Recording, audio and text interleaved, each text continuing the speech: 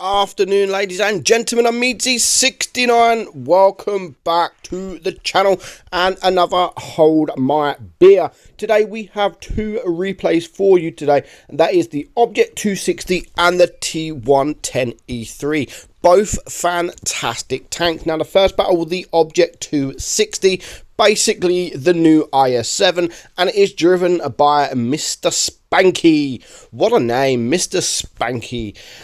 So Alpenstat, he's gone to the left side, pretty much the heavy side, and you can see the mini-map. There is the E75 here already, and the medium and the light tank on the enemy team has been spotted to the right side. Now, this map, there's only one TD on the enemy team, so not too much to worry about. It is the Death Star, so the likelihood the Death Star will be sort of at that campy position by the spawn is quite high. So at the moment, now already 1 minute down, 1 minute gone, and one tank down a piece. Now what he's doing here, he was intending to go back sort of to his spawn, because that's where the E50 is getting wrecked, and that is where the Sheridan is. But he thinks, you know what, no, he's going to stick with his team around here.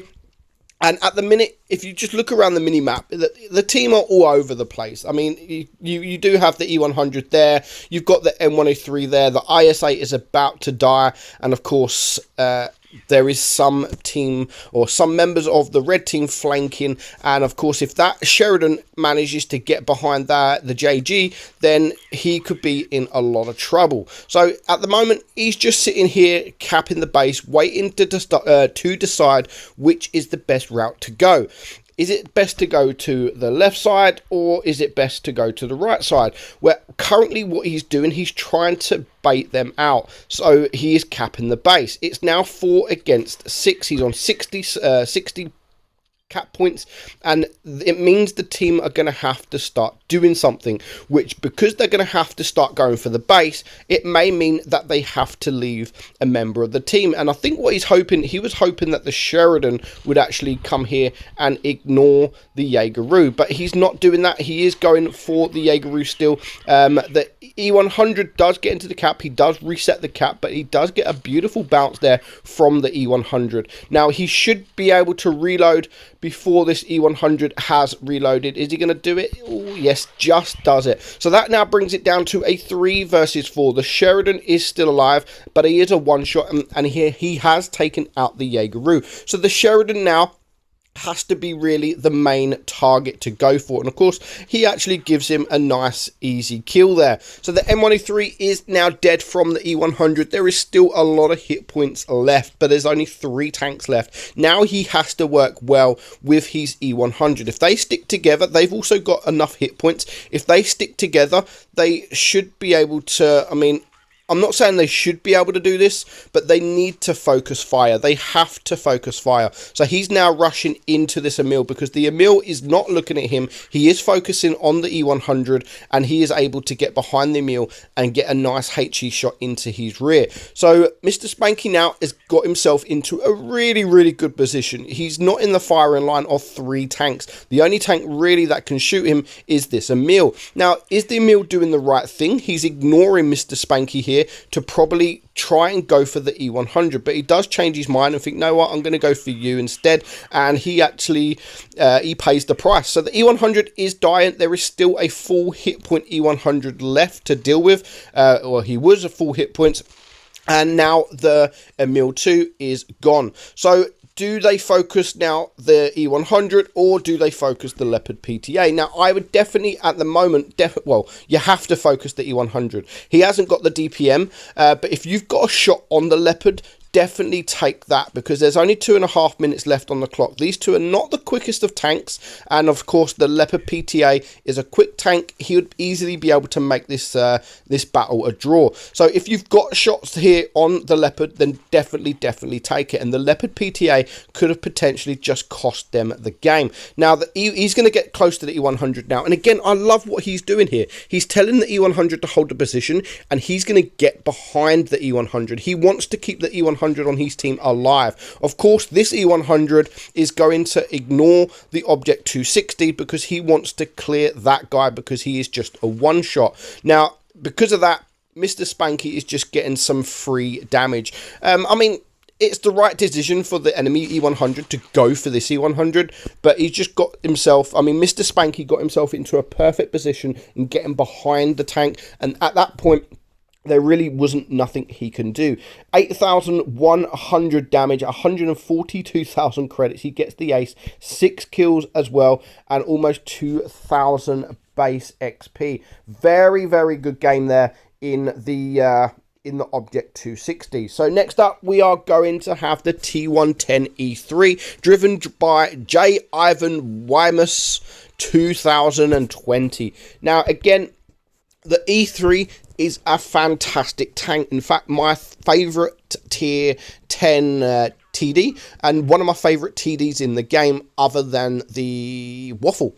There is a few other TDs, of course. I love the Scorpion, I love the Charioteer, but I don't think none of them comes close to the E3. The E3 is so strong. Now, the rumour has it that the E3 is getting a Cupola nerf, Cupula nerf in the next update. That's not going to happen. The hatch is going to stay the same.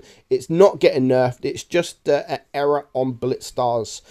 So don't worry. The E3 is still going to remain the same, and it is still going to have that strong hatch on top.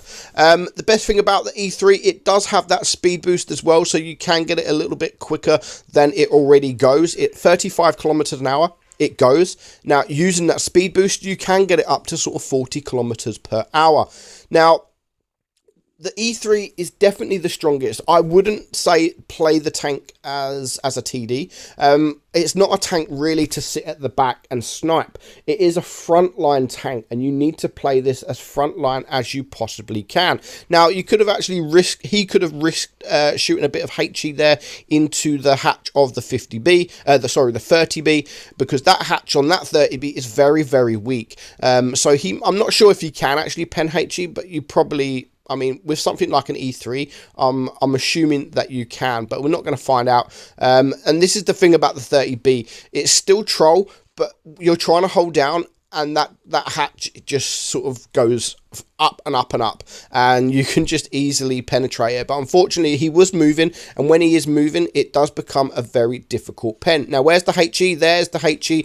Beautiful HE shot, 975 into the rear of that 30B. So that pushes his damage up now to 1600. He's blocked 960, but his team are started to fall apart. There is 2 tanks down. Nice shot there into the Yag Tiger. Getting rid of him is a good choice because he has one of the highest DPMs in the game. Now, the only thing with the E3, of course, it is turret. It hasn't got a turret, so turretless. So if a tank can get behind you, especially something like the T-54, then you could be in trouble, because as soon as a tank gets behind you, they can clear you very, very quickly. You only have 1800 hit points, and when something like a T-54 is shooting HE into your rear, you're going to sort of do 300 to 400 damage per shot. So you're not going to stay alive for too long. So you got to make sure that these tanks don't get behind you as much as you can. You need to try and not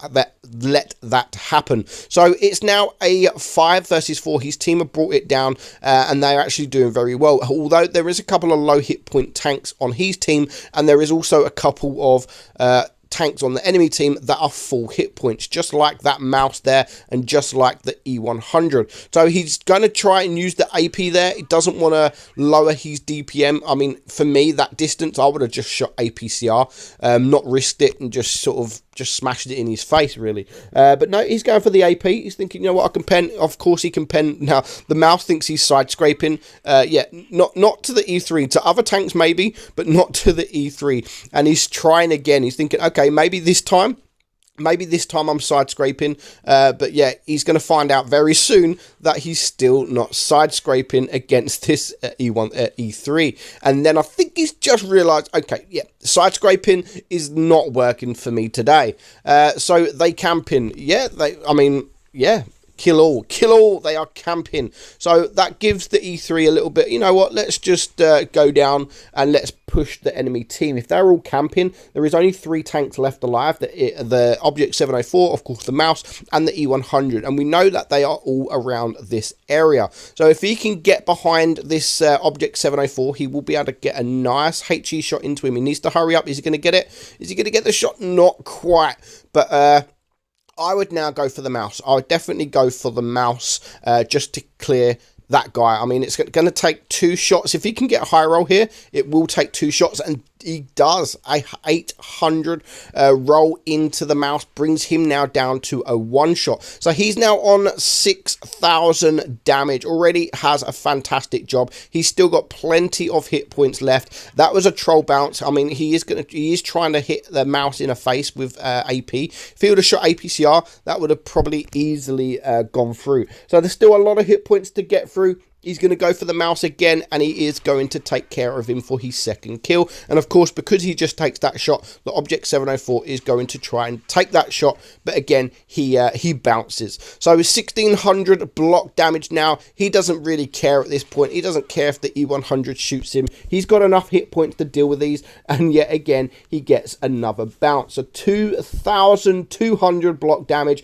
He's now on 7,300 damage, but that damage counter is about to go up a little bit more. 7,950. Now if this was me, someone else would kill this E100 at this point, just because he's only 50 away from that 8,000. But he does get lucky.